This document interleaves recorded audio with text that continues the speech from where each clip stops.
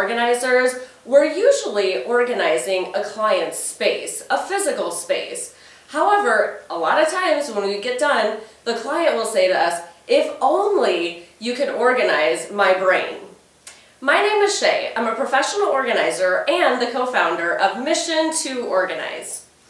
Today, we're here with Judah Kurtz. He is a professional coach, and he's going to talk a little bit about mental clutter and how to battle that, and how to organize your mind. So Judah, what exactly do you mean by organizing your mind? So when I think about organizing your mind, we have been talking about the benefits of organizing your physical space, but what about organizing your mental space? It's important to consider what occupies that mental energy, where you're placing your attention, where you're wasting your precious mental energy. It's about eliminating mental clutter.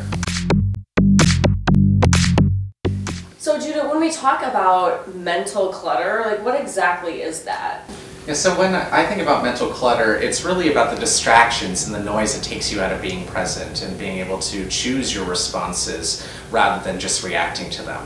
Distractions look like things that you're tolerating, things that take up that mental space, such as unreturned phone calls, physical clutter, commitments that you're not honoring, relationships that have run its course. And then there's also the noise, the self-talk, the inner critic that's incessantly talking in your head, that's where you're letting your mind run instead of being present in the moment. So it's really about being able to listen and observe and experience versus the judging, the criticizing, the evaluating. I love that.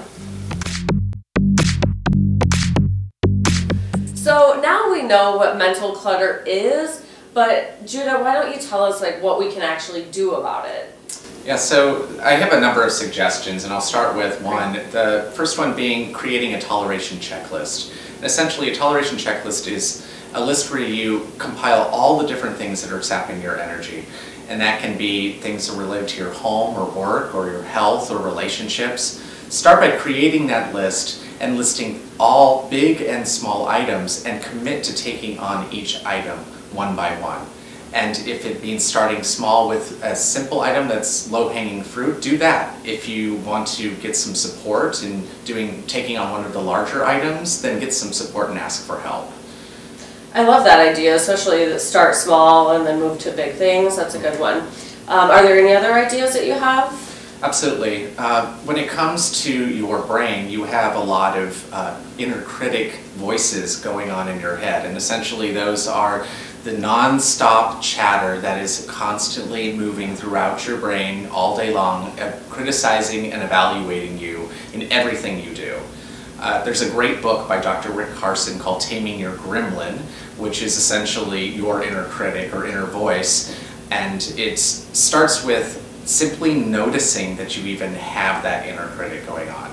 And from there, you'll have more flexibility and freedom to be able to choose your responses, but that's one of the most important starting points, is to actually simply notice that it's even happening. I like that idea. I think a lot of people battle with that, and that really is something that resonates, I'm sure, with a lot of people out there. So Judah's given us a lot of really great ideas on organizing our mind and all of our mental clutter. And he is the perfect person to help you out if you need assistance with this. So Judah, how can people reach you? Thank you, Shay. You can reach me by visiting my website, where you can learn more about me and the services I provide. You can also visit my blog, Judah Buddha, where I explore many of these topics in greater depth. I love that name, Judah Buddha. Well, thank you so much for joining us for this video. Go ahead and subscribe to our YouTube page by pressing right here. Also, join us on our social media, our website, and our blog for lots more organizing tips. We'll see you next time. Bye!